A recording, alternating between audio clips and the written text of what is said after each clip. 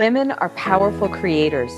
The Align Women podcast features female entrepreneurs, leaders, and other professional women who've demonstrated agency and innovation in their personal and professional lives. I'm your host, Amy Evans. I have authentic, intimate conversations with my guests that highlight their paths to success, their struggles and accomplishments, and the things that currently excite, motivate, and inspire them to turn their visions into reality. Welcome to the Align Women podcast. I'm Amy Evans, your host and the founder of Align Women, a leadership and networking organization for professional women. This podcast features female entrepreneurs, leaders, and other professional women who've demonstrated agency and innovation in their personal and professional lives. With me today is Katie Quesada. Katie's a storytelling coach. She helps individuals and organizations craft and communicate their stories for keynote speeches, company meetings, interviews, podcasts, social media, and more. Welcome to the podcast, Katie. Thanks, Amy. I'm so happy to be here. So I'm going to start off with a question I'm super curious about, being that I am often in a storytelling position. Yeah. What do people get wrong about storytelling? That's good. A couple things are, number one, some people assume that they aren't storytellers. And the question is not whether or not you are a storyteller. Everyone is. The question is just, have you ever paid attention to it? So all of us are actively telling stories. We're telling stories about our jobs, about our careers, about our kids, about our spouses, about ourselves. We're telling stories about our past, our future. We are all always telling stories. It's just that we label some certain people storytellers, maybe because they tell more captivating stories or they are in leadership positions where they're required to. But in general, all of us are always storytellers. So that's the first thing. The thing that people get wrong is that they are one. So just admit it, you're a storyteller. That's a great place to start. And the second one is that people either inflate one of three categories. So people usually either spend too much time on context, conflict, or conclusion. So in social storytelling, those are the three areas where people usually end up taking up way too much time. So context would be, I have a dear friend named Annie who forever, she knows that I talk about this, but she's the context queen. So she tells stories like, it was last Thursday at 4. No, sorry, it was 7. Okay, wait. Yeah, 7:30. And it was dark, but it wasn't dark yet, but it was getting there. I hadn't had dinner. Okay, so I had dinner. And I'm like, Annie, I need you to get to where we're going here. And she will just give context all day long. So she knows, okay, just tell me about the who, what, where, and then keep going. And then some people spend too much time on conflict, and that tends to be more of a negative narrative. And then some people spend too much time on the conclusion because they don't necessarily feel understood. So they'll at the end say, do you know what I mean? Oh, yeah. Okay, let me say it one more time. Now, do you know what I mean? Okay, let me say it one more time. And so we still know what you mean the whole time. So I think one of those three areas is often where people confuse their storytelling. That is really interesting. I think that a lot of people probably haven't had the experience of having the way that they communicate their stories. I want to use the word dissected, but I don't want to bring a negative spin to it. So tell me a little bit about how you work with somebody who comes to you and says, I have something really important that I want to communicate. And I feel like having somebody look at it from the outside can probably improve the impact of what it is I want to communicate. How do you work with somebody who might already be a comfortable public speaking, comfortable having told the story in the past, but they feel like there's something that they can do to be more impactful? Yeah. So that kind of goes with the inception of how I launched the company, of being a storytelling coach, which is a job that I made up. So I was a part of an organization 5 years ago, and behind the scenes at this organization, we put on these large events. This was a portion of what I did for work.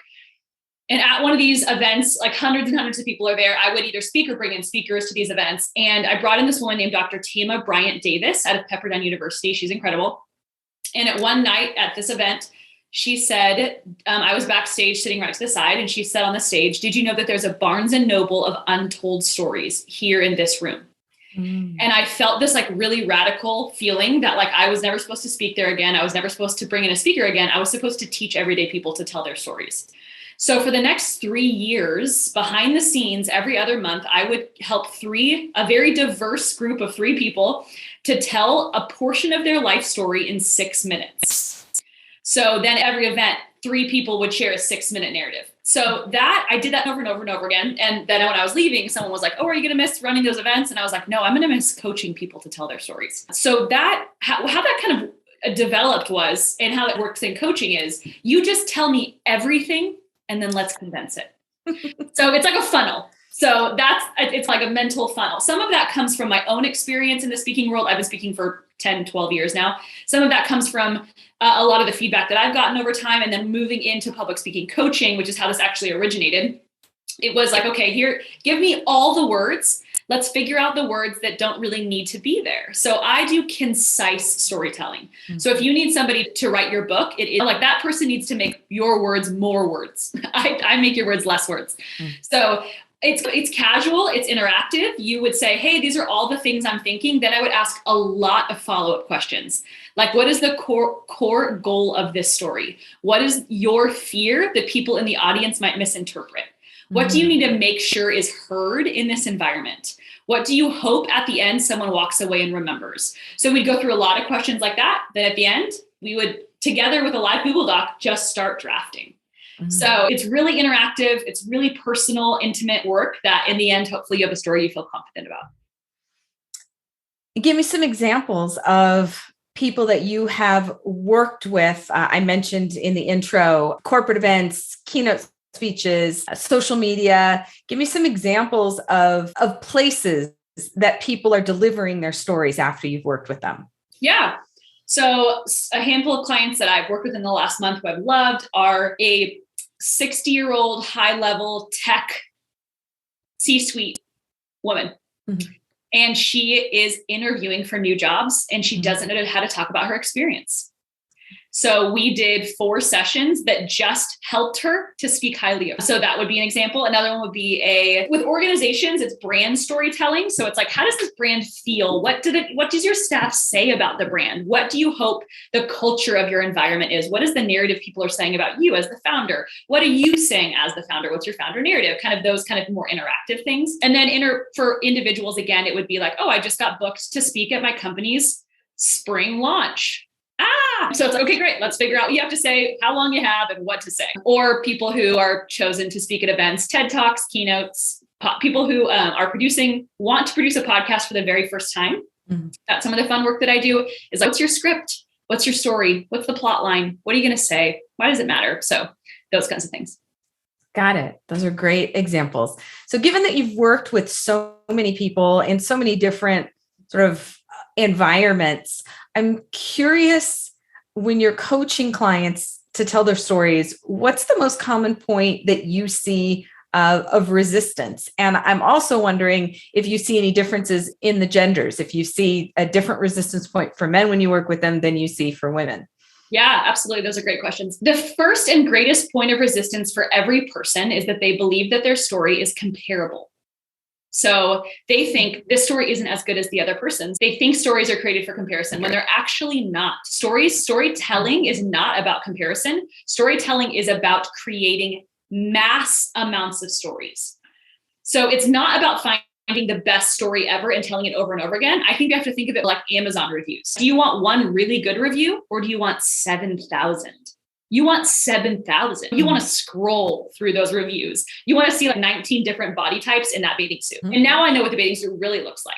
Mm-hmm. But what we think is it needs to be that one perfect model, but it's not that. So storytelling you have to remember your story. The point of story crafting is not that you have this one perfect thing forever. It's that you learn the muscle of how to tell multiple stories in your life over and over again. So it's not about comparison. You have a unique story. You have many unique stories. And you need to figure out how to tell them. So the first thing is usually just giving people confidence to know, oh, my story does matter. It is important that I tell it and it's unique. Those core things where the vast majority of people are like, nothing really crazy has ever happened to me. Right. I don't know. I'm like boring. Like I've lived in this house for 20 years and I have a dog, and I'm like, that is fine. You are filled with compelling stories. You're the only person who has decided you haven't. Like, are you a human on Earth? Then some very hard things have happened to you. Did you live through a pandemic?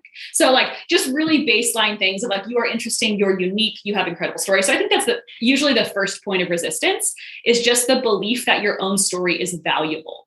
Once you can overcome that hurdle, you can really start to produce more and more compelling stories. And then between genders, I think often male clients, I have to spend a little bit more time working on the emotive and compelling part of the narrative. So like question, I usually have to say things, but this is true for both genders, specifically very logical women.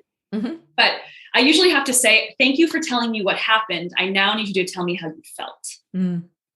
And that is a big switch. And that happens most often with men when they're like, okay, so I got cancer and then I went to the hospital, I met with this doctor and then I got better, but then I got worse, but then I moved. And then after that, I got better.